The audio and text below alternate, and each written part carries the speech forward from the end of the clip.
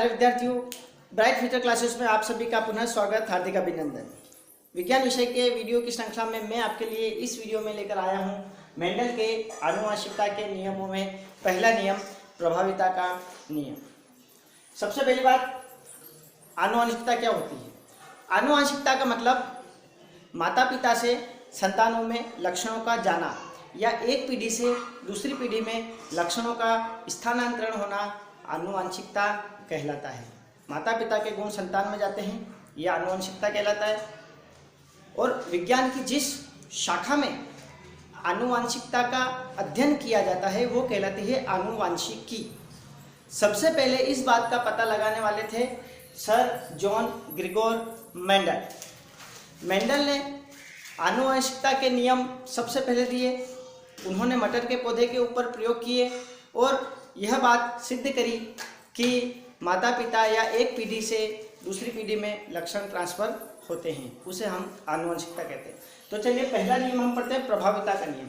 प्रभाविता नियम में मेंडल ने शुद्ध लंबे पौधे और शुद्ध बोने पौधे के बीच में जब संकरण कराया तो उसको F1 पीढ़ी में केवल लंबे पौधे प्राप्त होते हैं, बोने पौधे प्राप्त नहीं होते हैं। इसे प्रभाविता का नियम कहते हैं, या इसको दूसरी भाषा में हम ये भी समझ सकते हैं, शुद्ध लंबे पौधे और शुद्ध बोने पौधों के बीच जब संकरण कराया जाता है तो प्रथम पीढ़ी में केवल प्रभावी लक्षण मतलब लंबापन ही प्रकट होता है, अप्रभावी लक्षण बोनापन प्रकट नहीं होता। उसे हम प्रभाविता का नियम कहते हैं। यहाँ पर शुद्ध लंबा पौधा मतलब दोनों कैपिटल टी जो यहाँ पर बताया जा रहा है लंबेपन को प्रदर्शित कर रहा है। जीन जो हैं वो हमेशा युग्म मतलब जोड़े में पाए जाते हैं। तो यहाँ पर लंबेपन के दो जीन ले लिए। मेंडल ने यहाँ पर एक लक्षण लिया है ऊंचाई, और ऊंचाई के दो रूप लिए हैं, एक लंबापन और एक बोनापन। तो उसने एक लंबेपन के शुद्ध लंबा पौधा लिया, दोनों कैपिटल टी, एक शुद्ध बोना पौधा लिया, दोनों स्मॉल टी। जब इनके जीनों के बीच में जब क्रॉस कराया तो F1 पीढ़ी में मेंडल को अशुद्ध लंबे पौधे प्राप्त हुए, मतलब लंबापन उसको प्रभावी दिखा। तो इसे प्रभाविता का नियम कहा जाता है।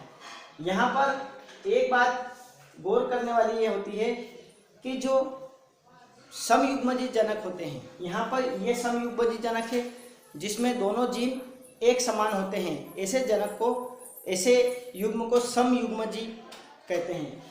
ये भी समयुग्मजी है, दोनों जीन युग्म के दोनों जीन समान है तो ये भी समयुग्मजी है। लेकिन यहाँ पर एक जीन कैपिटल टी मतलब लंबेपन का और एक जीन बोनेपन का मतलब स्मॉल टी है। तो ये जो जोड़ा होगा ये विषम युग्मजी होगा। तो विषम युग्मजी ऐसा युग्म जिसमें दोनों जीन अलग अलग होते हैं उसे विषम युग्मजी कहते हैं, और ऐसा युग्म जिसमें दोनों जीन एक समान होते हैं उसे समयुग्मजी कहते हैं। तो इसकी एक परिभाषा इस प्रकार भी नियम को हम बता सकते हैं कि जब एक ही लक्षण मतलब लक्षण ऊंचाई, एक ही लक्षण के दो अलग अलग समयुग्मजी जनक शुद्ध लंबा और शुद्ध बोना, ये जब एक ही लक्षण के दो अलग अलग समयुग्मजी जनक के बीच क्रॉस कराते हैं या संकरण कराते हैं तो प्रथम पीढ़ी में प्रभावी लक्षण प्रकट होता है, अप्रभावी लक्षण प्रकट नहीं होता। इसे प्रभाविता का नियम कहा जाता है। तो प्रथम पीढ़ी में हमको क्या प्राप्त हो रहे हैं? अशुद्ध लंबे पौधे, या साधारण भाषा में हम ये भी लिख सकते हैं शुद्ध लंबे पौधे और शुद्ध बोने पौधों के बीच अगर संकरण कराएंगे तो प्रथम पीढ़ी में केवल लंबे पौधे ही प्राप्त हमको होते हैं, बोने पौधे प्राप्त नहीं होते। इसको भी हम प्रभाविता का नियम कह सकते हैं। तो अब अगले वीडियो में हम स्वतंत्र अपव्यूहन के नियम के बारे में पढ़ेंगे। अगर हम दूसरा नियम लेते हैं पृथक्करण का नियम, तो पृथक्करण का नियम मतलब हमको जो ये प्रभाविता का नियम में जो ये जनक प्राप्त हुई है संतति, इसी संतति का अगर हम आगे अगर क्रॉस कराते हैं ये।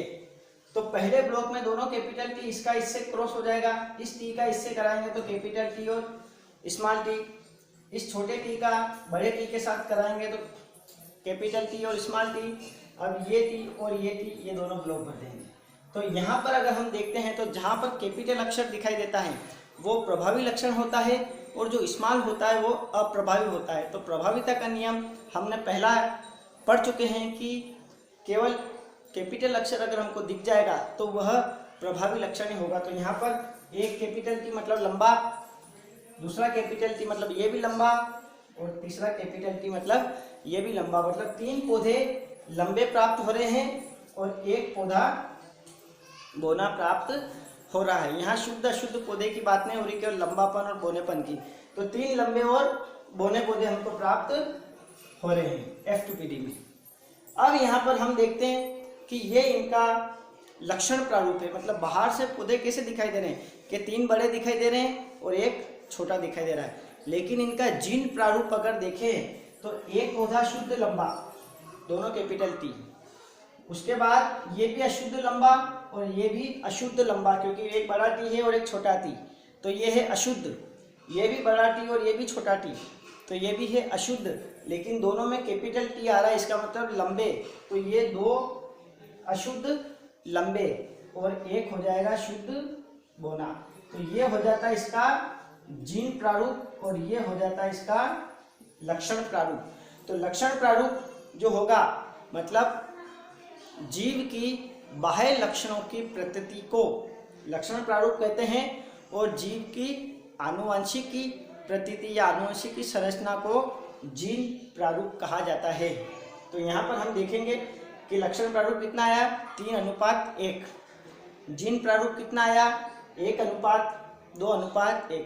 तो इस प्रकार इस वीडियो में प्रभाविता का नियम और पृथक्करण का नियम, दोनों ही नियम हमारे कंप्लीट होते हैं। ये वाला पोर्शन पृथक्करण का नियम है कि युग्मकों का F1PD में अलग होना और F2PD में वापस साथ में आ जाना, इसे पृथक्करण का नियम भी कहा जाता है। यहाँ युग्मक साथ में आ गए, ये दोनों यहाँ पर दोनों अलग हो गए थे, यहाँ पर दोनों जीन कैपिटल टी साथ में आ गए हैं, यहाँ पर दोनों स्मॉल टी भी साथ में आ गए। तो युग्मकों का अलग होकर वापस साथ में आना, इसको युग्मकों की शुद्धता का नियम भी कहा जाता है।